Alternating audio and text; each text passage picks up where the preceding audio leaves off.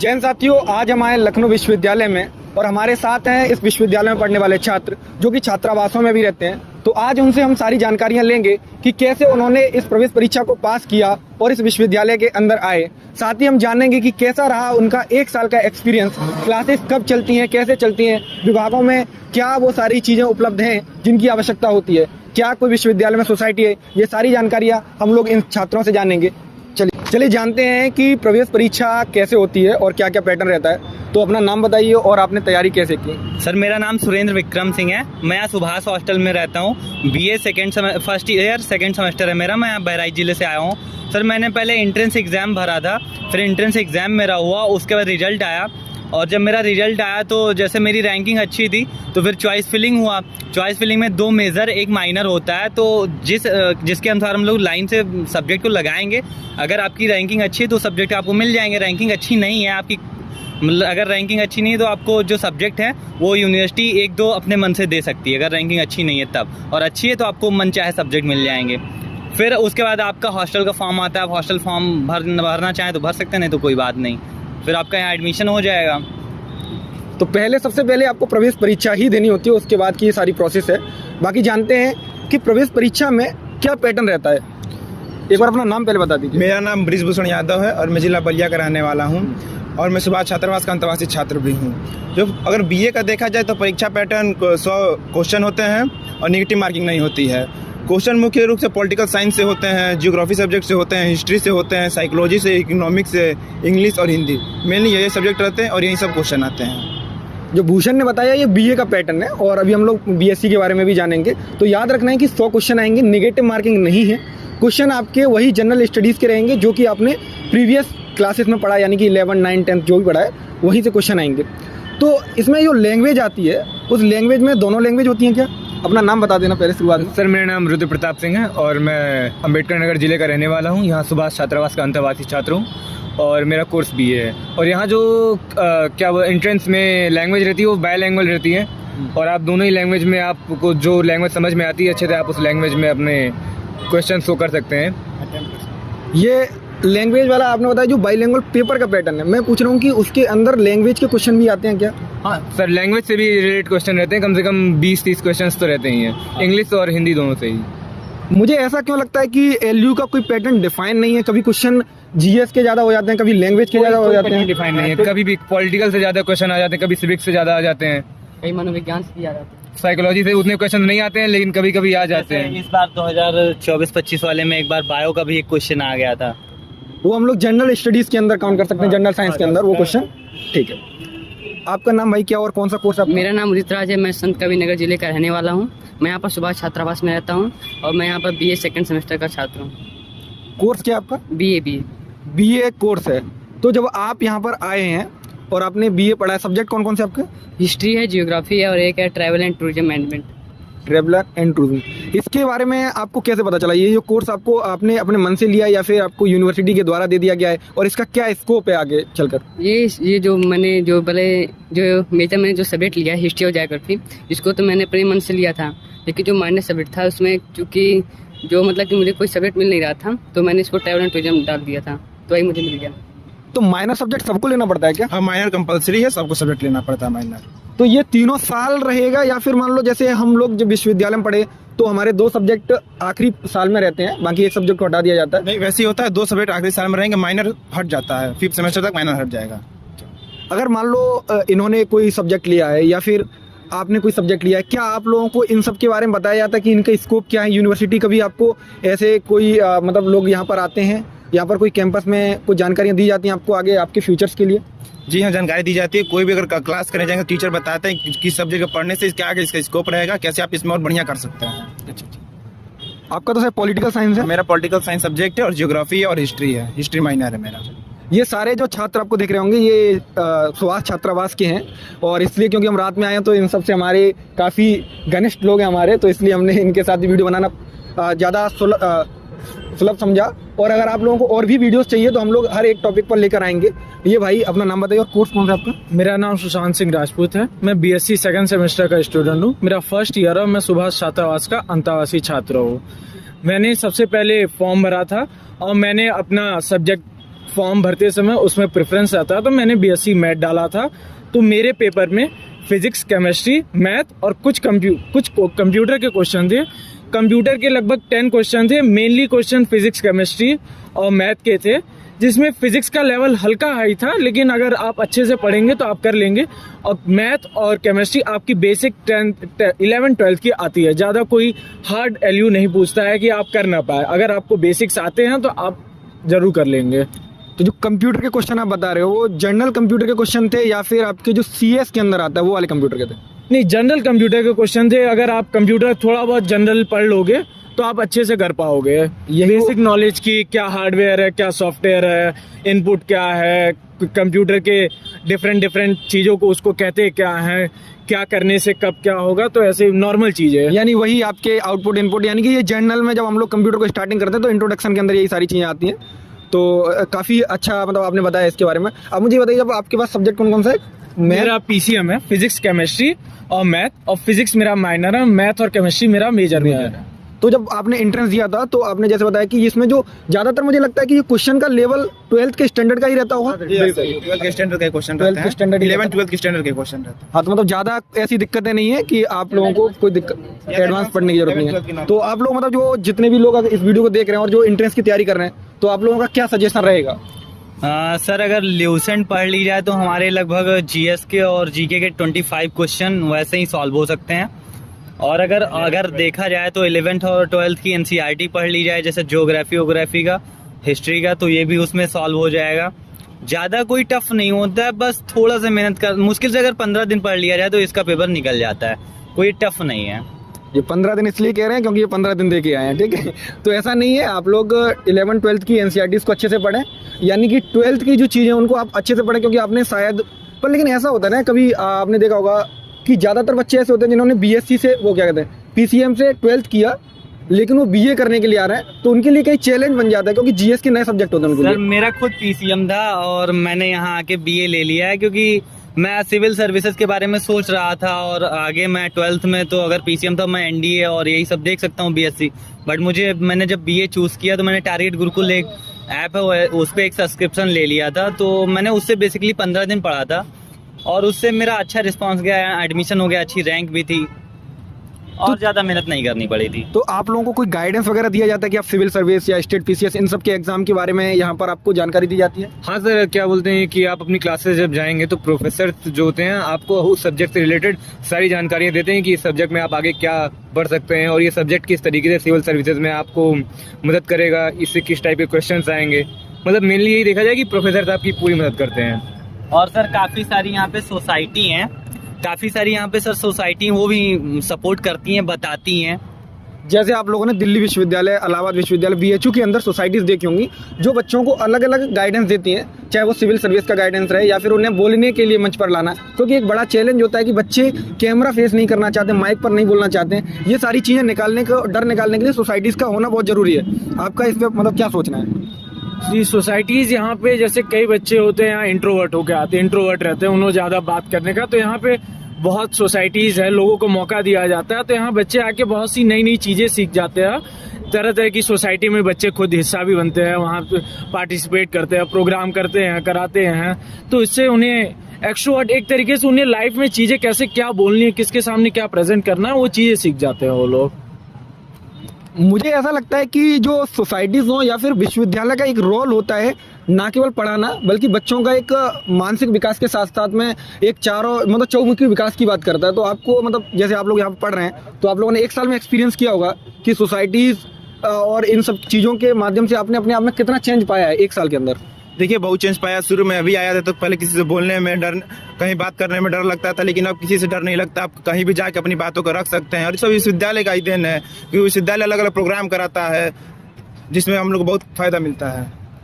हाँ, मुझे भी ऐसा लगता है, क्योंकि ये सारी चीज़ें होती हैं, ये आपके मानसिक विकास के साथ, मानसिक विकास तो चलो हमारे पढ़ने से हो जाता है, लेकिन हमारा जो बौद्धिक विकास होना चाहिए वो मुझे लगता है कहीं ना कहीं हम लोगों से जब कनेक्ट करते हैं तब जाकर हो पाता है। मानसिक विकास में विश्वविद्यालय पूरी तरह से सहयोग करता है, हर प्रकार से आपको मंच प्रोवाइड करेगा कि आप जिस क्षेत्र में जाना चाहते हैं वो विश्वविद्यालय आपको प्रोवाइड करेगा कि आप जिस मंच में जाना चाहते हैं आप इसमें चलिए, पूरा उसमें प्रतिभाग करिए, ऐसे कर देते हैं। यहाँ पे सर हमारे विश्वविद्यालय में ऐसे कई सभागार हैं जहाँ पे हमें मंच प्रोवाइड करवाया जाता है। यहाँ पे सर फाउंडेशन डे और ऐसे कई सारे डे मतलब सेलिब्रेट किए जाते हैं और सीनियर्स भी काफ़ी हेल्प करते हैं, जिससे हम लोग अपना इंट्रोवर्ट नहीं रह जाते हैं, एक दूसरे से बात करना अच्छे सीख जाते हैं और काफ़ी सारा मतलब विकास हो जाता है यहाँ पे। मैं एक बात कहना चाहूँगा बीएससी वाले स्टूडेंट को। जैसा मेरे दोस्त ने कहा कि इन्होंने 15 दिन में पढ़ के एंट्रेंस क्रैक किया, लेकिन मैं बीएससी वाले स्टूडेंट को ये कहना चाहूँगा, अगर आप पढ़ने में बहुत अच्छे हैं, आपका बेसिक बहुत मजबूत है, तो आप ये 15 दिन का रिस्क ले सकते हैं कि आप एंट्रेंस एग्जाम के 15 दिन पहले पढ़ना शुरू किया। वरना आपको लगभग महीने से 1.5-2 महीने की मेहनत तो आपको लगेगी। इतना इजी बीएससी का पेपर नहीं आता कि आप आके ऐसे हवा में आप पेपर निकाल दें। अगर एंट्रेंस किया जा रहा है तो इसका मतलब है कि पेपर आपके अच्छे ही लेवल के आते हैं। और जैसे इन सब ने बताया कि इनका जो एक्सपीरियंस रहा है कि इन्होंने कैसे एंट्रेंस को निकाला, वो सारी जानकारी हमने ली। साथ में इन्होंने एक बात ऐड की थी कि जो सीनियर्स होते हैं उनका सपोर्ट बहुत अच्छा रहता है। तो मैं खुद इलाहाबाद विश्वविद्यालय से पढ़ा हूँ, लखनऊ में मेरी यहाँ पे भी तैयारी चल रही है, मैं इन लोगों के साथ भी जुड़ता रहता हूँ। तो मैंने देखा है जो सीनियर्स होते हैं वो यहाँ पे अपने छोटे भाई की तरह आपको ट्रीट करते हैं। आप कहीं गलत हैं तो वो आपको समझाएंगे और आपको सही राह दिखाएंगे। तो मुझे लगता है ये जो सीनियर और जूनियर वाला जो कल्चर है वो आपने जो विश्वविद्यालयों के अंदर देखा है वो काफ़ी बहुत ज़रूरी है, होना भी चाहिए। देखिए बहुत ज़रूरी है और हम लोग से बहुत फ़ायदा मिलता है। वो सीनियर नहीं है, हमारे यहाँ पे बड़े भाई हैं, गार्जियन है, क्योंकि हम यहाँ 400 किलोमीटर दूर से आए हैं। यहाँ पे ना हमारे माता है, पिता है, कोई भी देख रेख करने वाले तो वही है। अगर रात में हमारी तबीयत भी खराब होती है तो बस जितने बड़े भाई हैं, रात में हॉस्पिटल ले जाना, हम लोग दवाइयों का प्रबंध करना, सब वही करते हैं। इसलिए हम लोग बहुत उससे बढ़िया है, फ़ायदा मिलता है, बढ़िया सीनियर और जूनियर के बीच बढ़िया लेवल की दोस्ती है। और यहाँ पर ज़्यादातर जो छात्र हैं यूपी के अलावा अन्य राज्यों से भी लोग आते हैं। हाँ सर, यहाँ पे अदर स्टेट के भी आते हैं, जैसे बिहार, अदर कंट्री से भी आते हैं लड़के यहाँ हाँ। पे। अदर कंट्री से बांग्लादेश हो गया, नाइजीरिया हो गया, अलग अलग कंट्री से भी आए हैं। अफगानिस्तान, हर जगह से आते हैं इंटरनेशनल स्टूडेंट। और यहाँ पे एक अंतर्राष्ट्रीय छात्रावास भी है उन लोगों के रहने के मेरे लिए। दोस्त बिहार गुजरात के भी हैं। नरेंद्र देव करके हाँ, एक आचार्य नरेंद्र देव अंतर्राष्ट्रीय छात्रावास है। नरेंद्र देव है और लड़कियों के बीरबल साहनी है। बीरबल साहनी है। यानी कि मुझे लगता है कि छात्रावास भी लगभग सब लोगों को मिल जाता है। और अगर वो आप लखनऊ से बाहर से हैं तो आपकी डिस्टेंस और नंबर दोनों देख कर दिया जाता है। अच्छा, अगर आपको हॉस्टल चाहिए और आप जनरल कैटेगरी से बिलोंग करते हैं तो आपको लगभग टॉप 200 रैंक में आपको होना पड़ेगा कि आपको इजीली हॉस्टल मिल जाए फर्स्ट अलॉटमेंट में। और आप ओबीसी से हैं, ST SC से हैं तो आप लगभग 300 to 400 रैंक के अंदर आ सकते हैं। लेकिन आपकी परफॉर्मेंस और आप लखनऊ के बाहर के होने चाहिए। अगर आप लखनऊ के अंदर होते हुए हॉस्टल के लिए कोशिश करेंगे मिलने को तो आपको हॉस्टल लॉट नहीं किया जाता है। अच्छा, ये सारी बातें हम लोगों ने इनसे की हैं और मच्छरों का थोड़ा सा प्रकोप ज़्यादा है यहाँ पे। हम एक आखिरी प्रश्न पूछते हैं। आप लोग विश्वविद्यालय में आए होंगे, आपने यूनिवर्सिटीज़ के वीडियो, फिल्म, मूवी वगैरह में देखे होंगे। क्या विश्वविद्यालय वैसा होता है जो मूवियों में दिखाया जाता है भूषण? नहीं, विश्वविद्यालय वैसा नहीं होता है। जिस विश्वविद्यालय में मूवी बहुत कुछ दिखाई जाती है कि बहुत कुछ हो रहा है, कल्चर कैसा है, वैसा नहीं है, लेकिन बहुत बढ़िया विश्वविद्यालय है। तो अगर मान लो हम बात करें कि यहाँ पर महिलाओं के लिए सुरक्षा के मतलब जो इंतजाम है वो सारे हैं, ये लड़कियाँ सेफ फील कर सकती हैं अगर दूसरे स्टेट से यहाँ पे आ रही हैं तो?